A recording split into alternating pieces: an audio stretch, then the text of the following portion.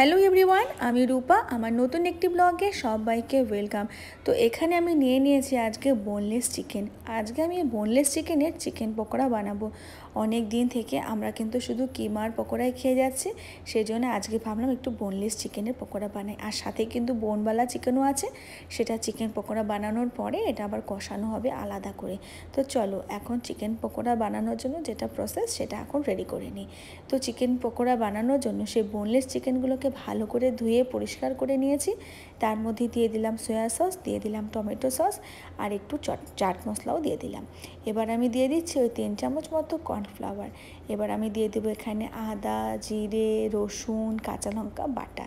এবার দিয়ে দিলাম স্বাদ মতো নুন। আর এই স্বাদ মতো নুন দেওয়ার পর আরেকটু চটপটা আরেকটু টেস্টি বানানোর জন্য আমি কিন্তু দিয়ে দিচ্ছি এখানে একটু লেবুর রস।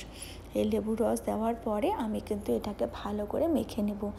তো চিকেনের মধ্যে আমার সব কিছু দেওয়া কমপ্লিট। এখন কিন্তু এটাকে আমি ভালো করে মেখে নিচ্ছি।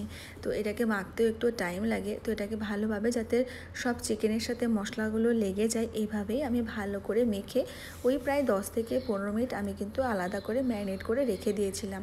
তো চিকেন পকোড়া তো সবাই বানাতে পারে, এটা কোনো বড় ব্যাপার নয়।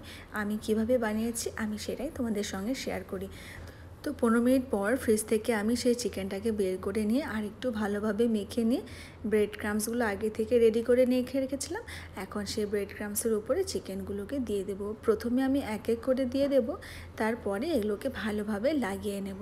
তো দেখো এখানে যতটা চিকেন আছে পুরোটা তো আর দেওয়া যাবে না একসাথে, যতটা পরিমাণ দেওয়া যায় ততটা পরিমাণই দিচ্ছি। দেওয়ার পরে সব ব্রেড ক্রাম্সগুলোকে ভালো করে লাগিয়ে নিয়ে তেলটা গরম করতে আগে থেকেই বসিয়ে দিয়েছিলাম। তারপর সেই গরম তেলের মধ্যে ব্রেড ক্রাম্স লাগানো চিকেনগুলোকেও ছেড়ে দিলাম। এখন আর কিছুই না, এখন এটাকে একটু গোল্ডেন ব্রাউন হওয়া পর্যন্ত ওয়েট করে যাব। আর দেখো আমার এটা কি সুন্দর একদম ক্রিপসি ভাজা হয়ে গেছে। আর এটা খেতেও কিন্তু দারুণ টেস্টি হয়েছিল, যেহেতু ম্যারিনেট করে রেখেছিলাম সেই কারণে টেস্টটা যেন আরও বেশি হয়েছে। তো চলো আমার তো এক এক করে চিকেন পকোড়া বানানো হয়ে গেছে। আমি প্রথমবারের মতো এটাকে উঠিয়ে রাখছি।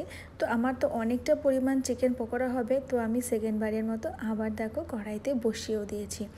আর এই সেকেন্ড টাইম যখন চিকেন পকোড়া ভাজতে থাকি তখন প্রথম প্লেটের চিকেন কিন্তু শেষ হয়ে যায়। আর এদিকে দেখো এখনও কতটা চিকেন বাকি আছে, মানে পকোড়া বলতে পারো অনেক হবে।